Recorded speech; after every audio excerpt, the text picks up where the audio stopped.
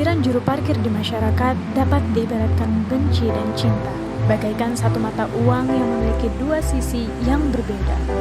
Terlepas dari keamanan kendaraan yang mungkin terjamin, keharusan untuk mengapresiasi jasa sukarela ini dengan uang menjadi beban tersendiri bagi segelintir masyarakat.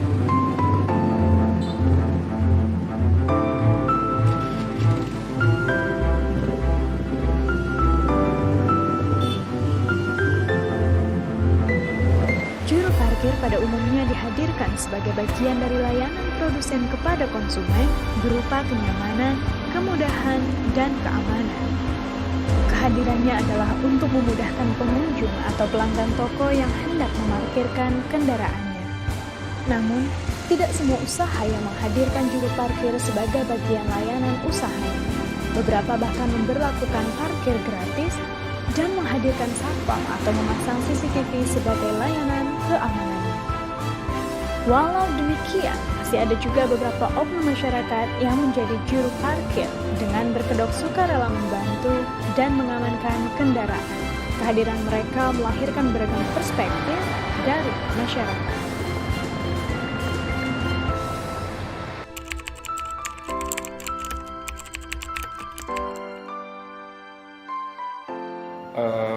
Adanya tukang parkir ya, sebenarnya setuju nggak setuju sih? Sebenarnya sih nggak setuju. Juru parkir sebenarnya 50-50 sih, kadang setuju kadang enggak juga. Kalau menurut saya sebenarnya ya setuju nggak setuju ya Mbak. Setuju. Juru parkirnya di mana dulu nih? Kalau di minimarket Alfamart atau Indomaret itu menurut saya kurang setuju, karena saya juga ke Alfa juga nggak lama banget. Kadang-kadang dia juga minta uang 2.000. Bukannya saya nggak ikhlas, ya cuman kan gimana ya, kontribusinya nggak ada gitu. Kalau setujunya kenapa setuju? Yang pertama itu buat ngebantu nyebrang jalan ya. Pertama ada aja pengendara masih di bawah umur ataupun ibu-ibu yang perlu dibantu ya. Itu adanya fungsi tukang parkir buat menyeberang jalan. Tapi ada juga yang nggak setujunya karena kadang ada beberapa tukang parkir yang mematok harga untuk parkirnya. Soalnya kayak kalau misal aku pribadi sendiri, kalau misalkan kayak ke Indomaret gitu, misalkan nggak ada uang receh kembalian gitu kan, kadang tukang parkirnya tuh kayak marah gitu kalau nggak dikasih. Jadi kayak ya mending nggak usah lah. Udah ada CCTV juga kalau misalkan hilang atau apa. Kenapa tuh Teh? Karena pertama mungkin bagi sebagian orang itu tuh kayak secara tidak langsung permintaan, terus kadang kan orang-orang juga gak selalu dibantu pas parkir, cuma kayak nungguin doang. Tapi mungkin saya setuju juga karena mungkin kita bisa lebih merasa aman ya. Jadi sebenarnya saya ada setuju dan enggak juga sih sebenarnya gitu. Karena di satu sisi kalau misalnya kondisinya nggak punya receh, mau nggak mau harus ngeluarin uang kan buat ngasih. Tapi di satu sisi kita ada rasa peduli juga, dia cukup berjasa karena menjaga motor kita, terus membantu lah mengamani motor kita gitu. Ya kalau jangan sampai ya, kalau motor mending dijagain. Ini motor di mana, tukang parkir di mana. Terus kalau motor hilang juga, memang dia bisa tanggung jawab? Enggak kan, boro-boro dia mau tanggung jawab, ngejagain motor aja enggak, maunya kita bayar parkir aja. Karena menurut aku ini kan zaman sekarang ini susah banget ya nyari pekerjaan gitu. Mungkin dia ngelakuin seperti itu karena dia juga gak tahu mau kerja apa. Sedangkan di zaman sekarang yang punya gelar aja, yang udah kuliah aja susah nyari kerja, apalagi yang gak bisa kuliah gitu kan. Jadi mungkin dengan seperti itu, cara dia kerja itu dia bisa ngebiayain hidupnya gitu.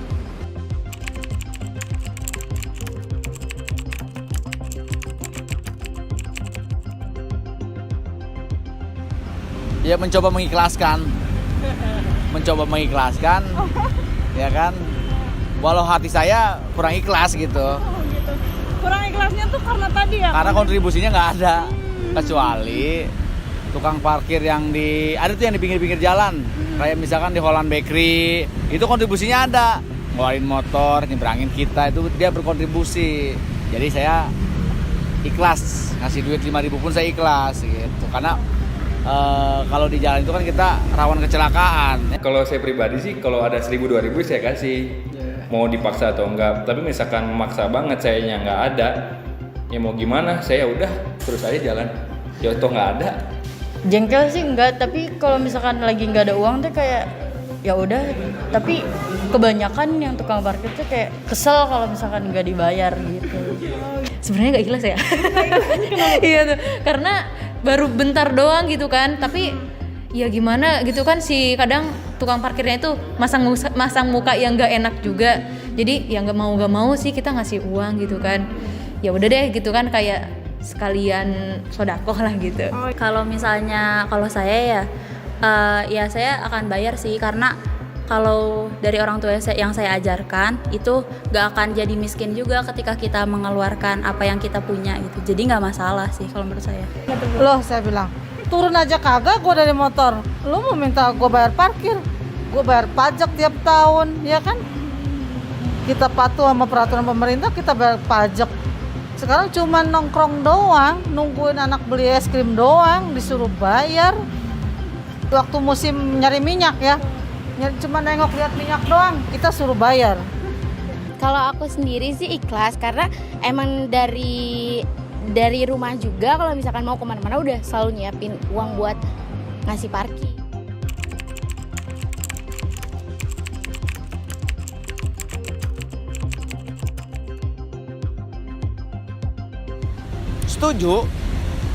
Setuju, cuma letaknya di mana dulu juru parkirnya gitu. Kalau untuk di minimarket, Alfamart, Indomaret saya kurang setuju. Jadi lihat sikon ya, Lihat Bang, ya? sikon ya. Perlu. Kenapa? Kenapa? Yang tadi kembali ke poin pertama, untuk membantu orang nyebrang jalan, sama terkadang ada parkir yang benar-benar niat, ada yang benar-benar dia tuh mantau parkir. Iya. Ya kan, biar motor nggak hilang, helm nggak hilang, nggak ketuker. Itu fungsi juru parkir.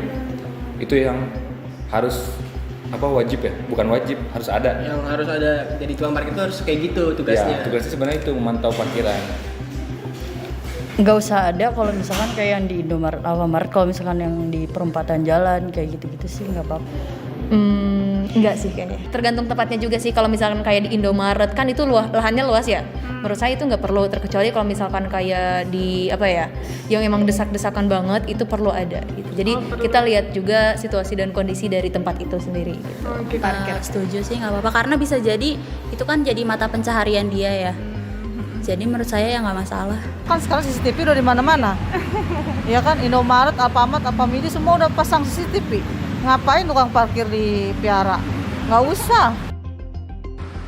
Masih menjadi sebuah hal yang abu-abu terkait urgensinya untuk tetap hadir di tengah-tengah masyarakat. Pasalnya, sebagian masyarakat merasa memerlukan jasa juru parkir untuk memarkirkan kendaraan serta menjaganya agar tetap aman. Namun sebagian masyarakat tidak merasa membutuhkan jasa juru parkir tersebut.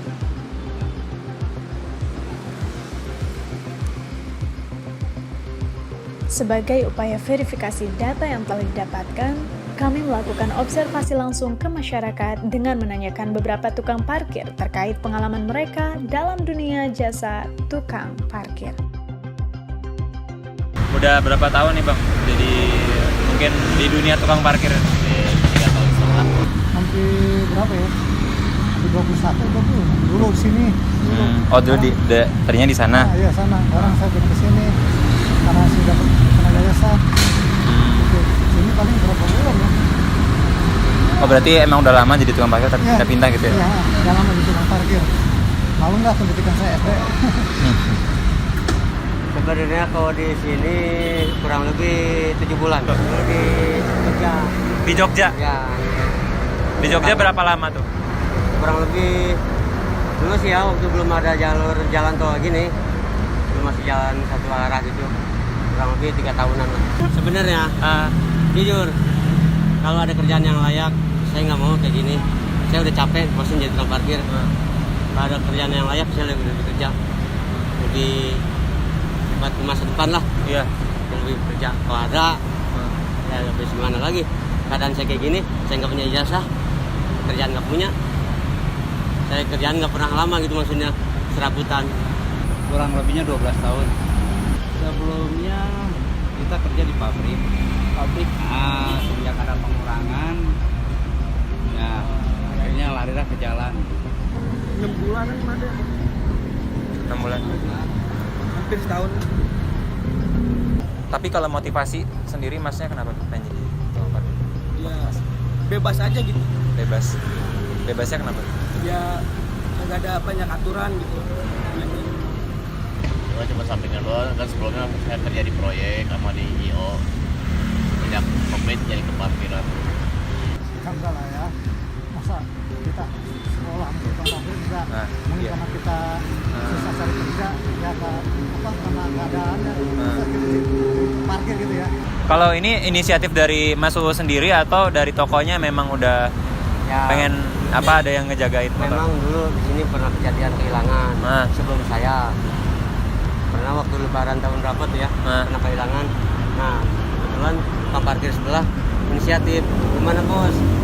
Mau ini ada tukang parkir. Ya, ketua manajernya bilang, ya boleh aja, cuma saya nggak ngasih uang, maksudnya nggak bisa ngegaji. Ya di mana-mana juga tukang parkir nggak ada ngegaji kan? Ya terserah dia bilang. Jadi hasil buat tukang parkir aja. Saya di sini saya minta sendiri karena saya nganggur, karena saya minta sendiri. Nanya sama teman keamanan, saya minta sama Pak RW. Itu nanti saya kasih yang penting kamu harus hati jaga, kamu jangan memaksa gitu. Jadi saya lagi di sini ibaratnya kayak ibadah ya. Saya saya parkirin terus dia kagak ngasih apa gitu. Saya maksudnya ini dia beri saya ambil gitu enggak apa gitu. Tapi kalau dari pihak tokonya sendiri tuh ada nggak sih merasa nggak nyaman atau gimana? Ya tergantung juga, tergantung dari tokonya juga. Yang penting kan kita udah izin dulu.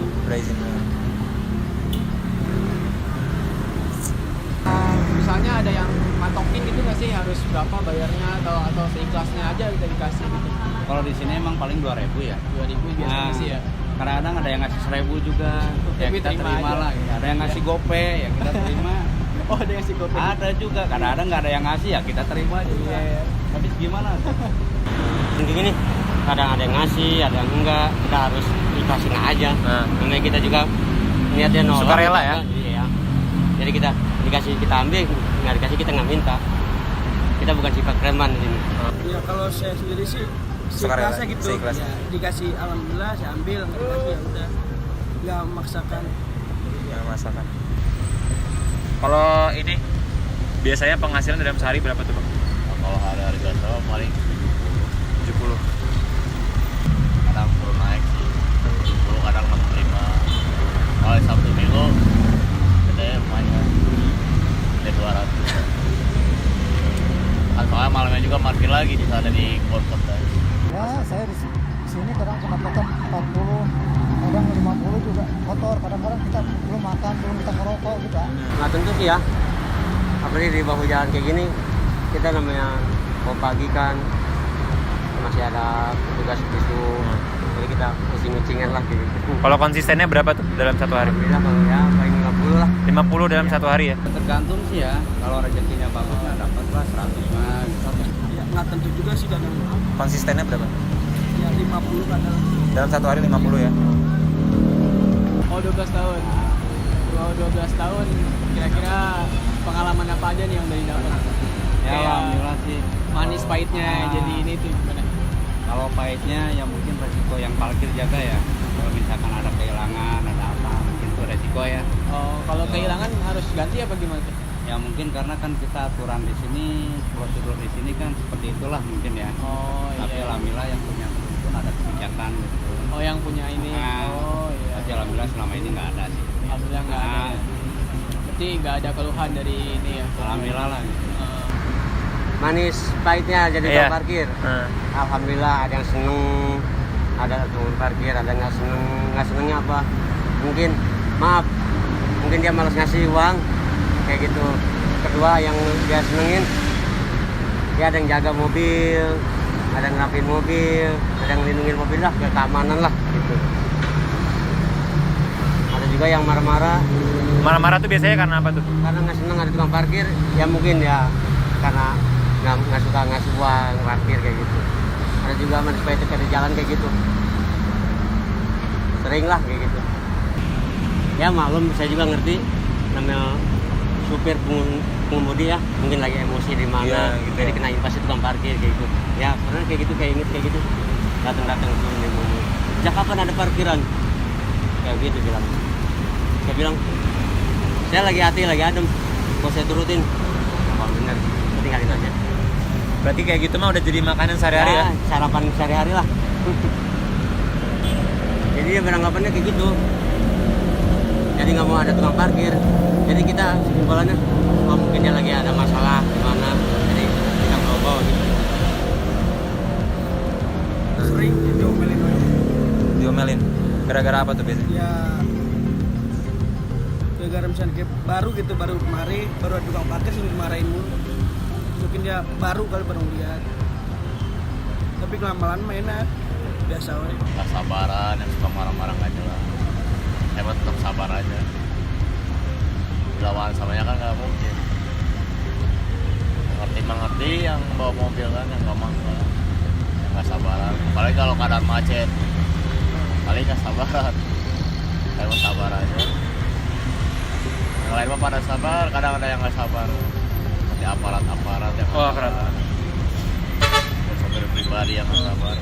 Mungkin kalau dari aparat gitu yang bekerja di bidang lalu lintas ini, ada yang pernah gitu kan? Nggak mempermasalahkan juga ya? Kan pada kenal juga kan dari Jaya Lalinya. Juga dijanjiin juga sama aparat. Oh enggak, di sini apa nggak bisa. Karena memang dari perumahan sendiri ya ini? Apa tuh baik-baik aja Pak. Kayak banyak orang yang dari perumahan baik aja, nggak ada. Alhamdulillah ya. Nggak pernah ya? Selama saya di sini nggak pernah saya di sini.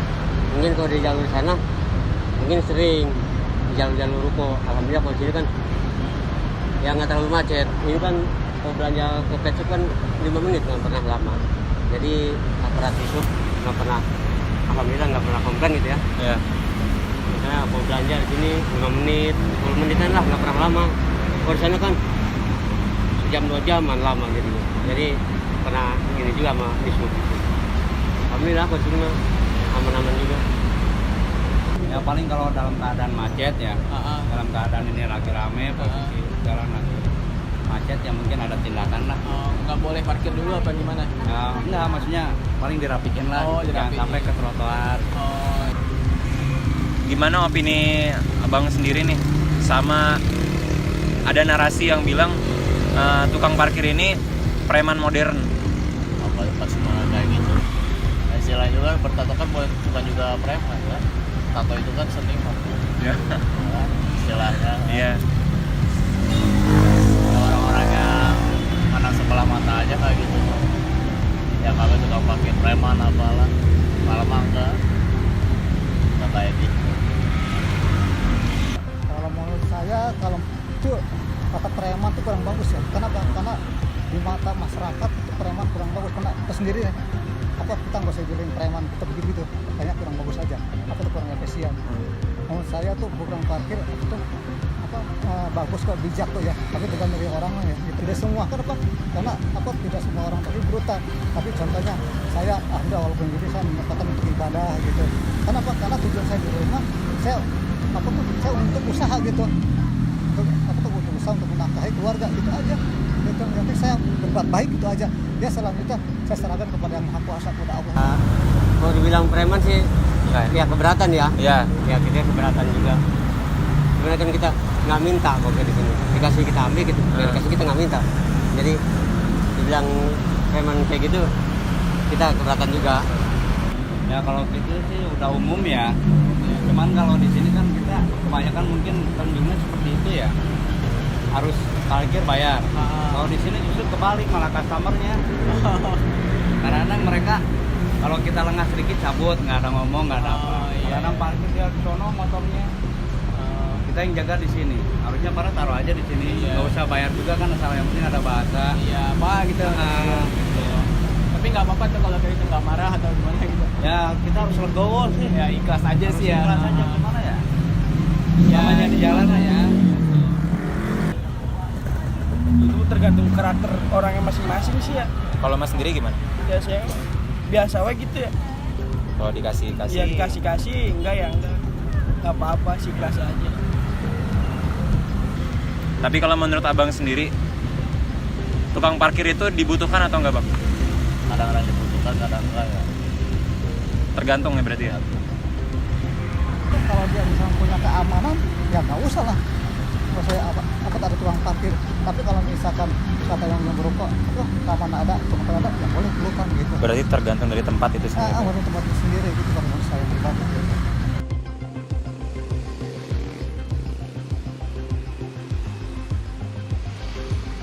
Setelah kami melakukan observasi langsung dengan bertanya kepada para juru parkir, kami menemukan terdapat perbedaan sudut pandang antara mereka dan para pengunjung atau pelanggan yang memarkir kendaraannya. Dari kedua sudut pandang ini, kami menarik kesimpulan bahwa terdapat dasar atau alasan mengapa lahir ketidaknyamanan pelanggan dan motivasi juru parkir untuk tetap hadir memberikan jasanya. Kami merasa tertarik untuk membahas hal ini lebih lanjut dengan salah satu dosen psikologi Universitas Ibnu Khaldun Bogor.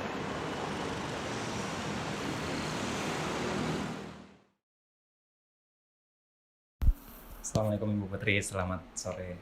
Waalaikumsalam warahmatullahi wabarakatuh. Zaki, selamat sore juga. Iya Ibu. Jadi beberapa hari yang lalu kita turun ke jalan untuk menemukan masalah-masalah yang ada terkait tukang parkir. Nah, di sini ada pertanyaan-pertanyaan yang berhubungan dengan psikologi. Jadi dari tindakan tukang parkir itu,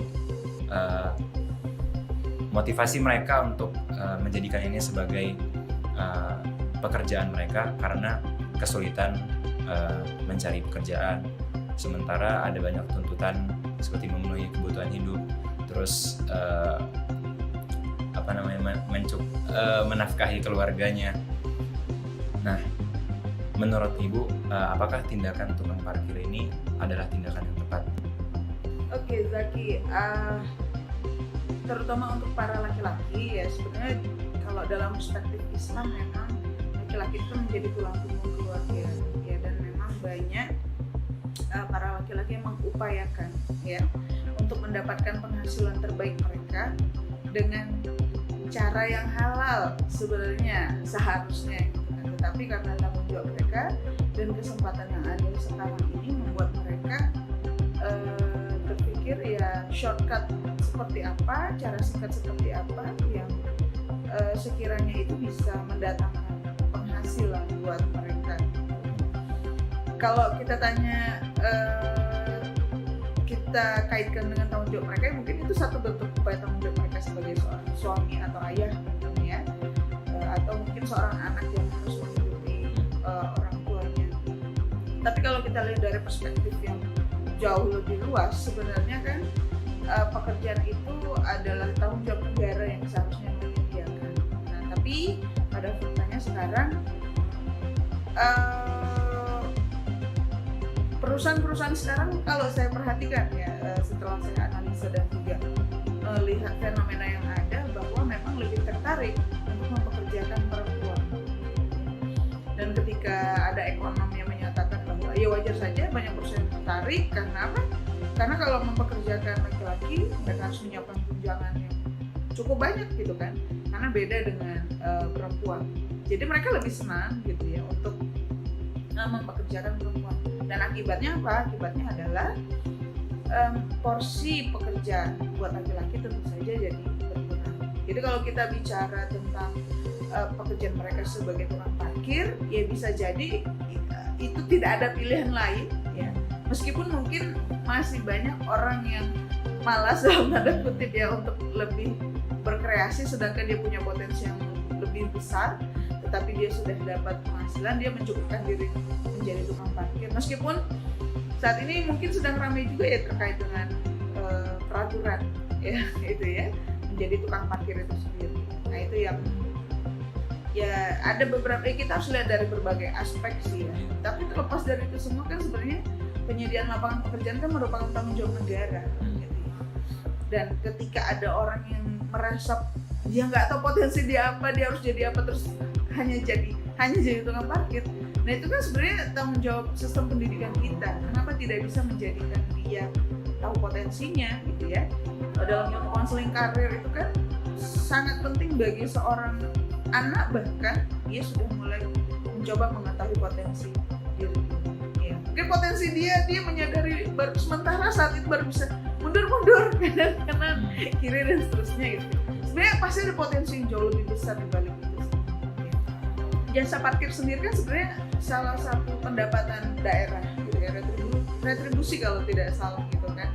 Nah, permasalahannya kan memang banyak parkir liar. Nah, kita sendiri sebenarnya sebagai seorang customer atau konsumen, ini memang pada dasarnya perlu tahu gitu ya, hak dan kewajiban kita sebagai pemakai lahan parkir. Ya. Kalau di daerah Bogor ini kan memang sudah ada nih, kayak di Jalan Surya Kencana, Siliwangi itu kan memang resmi ya, dan mereka harus menyerahkan sebagian pendapatan mereka, atau saya juga kurang paham berapa persen itu kepada pemerintah. Nah, tapi kalau yang di dekat minimarket itu kan ternyata saya pun setelah viral kemarin baru tahu bahwa tidak ada kewajiban untuk membayar parkir di situ. Nah, artinya sebenarnya konsumen kan cukup asertif saja ya. Perlunya sikap asertif daripada konsumen. Sebenarnya permasalahan tukang parkir ini kompleks juga sebetulnya. Jadi kita harus lihat dari banyak sisi, bukan hanya dari si tukang parkirnya, dari kita sebagai customer juga.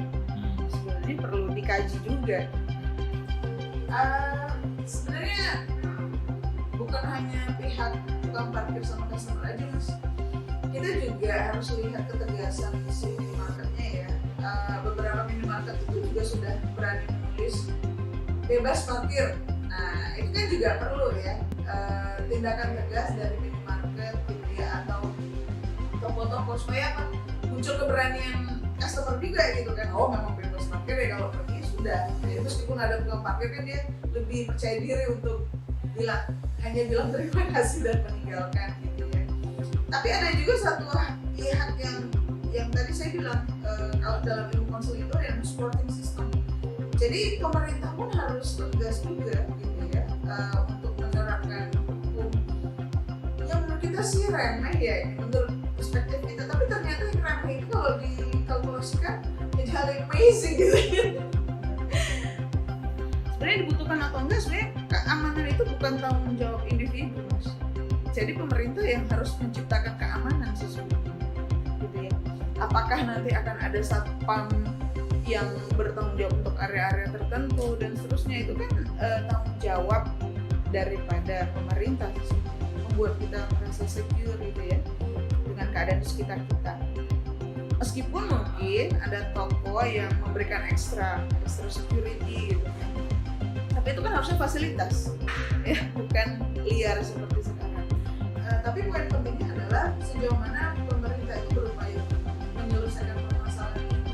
Jadi ini kan bukan hanya permasalahan kita sebagai customer atau dia sebagai tukang parkir saja. Kita kan punya dua pihak ini ya, tiga pihak ini, tukang parkir, kita sama toko itu kan sebenarnya adalah warga yang seharusnya diayomi oleh pemerintah. Jadi kita jangan diadu domba begitu saja gitu. Fokusnya nanti malah tukang parkir sama customer aja. Iya, jadi seolah itu hal receh, harusnya enggak diurus sama negara. Salah besar, negara itu pun harus memperhatikan sampai hal yang menurut kita sereceh itu. Bahkan di masa Fidel Farhan ya, dalam sebuah kisah itu saya pernah membaca buku keledai ya, kalau hewan keledai saja itu sampai nggak boleh tersandung. Nah ini manusia, apalagi ini manusia yang harusnya diurus gitu kan. Jadi kalau kita bicara permasalahan itu, kita nggak bisa selesai pada individu itu saja, komponen itu nggak cukup.